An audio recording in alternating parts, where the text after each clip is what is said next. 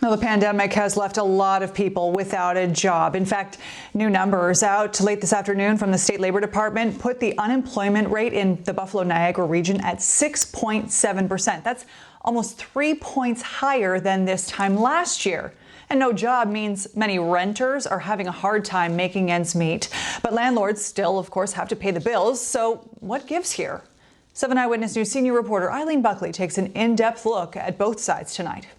Renters across New York State are relying on a state moratorium that protects them from any COVID-related evictions through January 1st of 2021.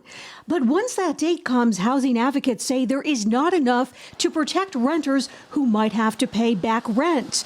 The fear is that a wave of evictions will follow. At the drop of a dime. And there's a lot of residents renting in the city. According to Push Buffalo, 55 to 60% of Buffalo residents are renters. Push Buffalo's Angel Rosado is a housing justice organizer. Renters are protected under the Tenant Safe Harbor Act. It prevents a landlord from evicting tenants during the pandemic because of financial hardship. But Rosado warns it won't protect them from other eviction reasons. And right now, the courts have no idea when that could happen.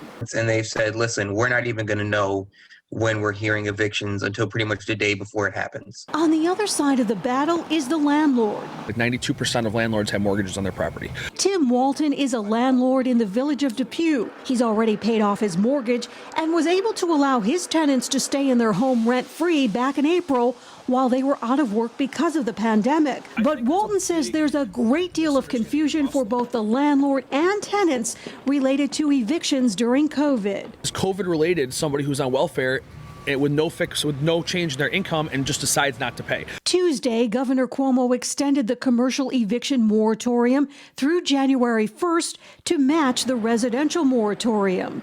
State Assemblyman Sean Ryan of Buffalo says he's hoping the federal government acts on a new stimulus package soon to address this issue. Is to make sure that landlords are getting paid and that tenants aren't getting evicted. We need a cancel rent bill passed. That way, if the federal money comes through, it's already going to be allocated for that reason. In Buffalo, Eileen Buckley, 7 Eyewitness News.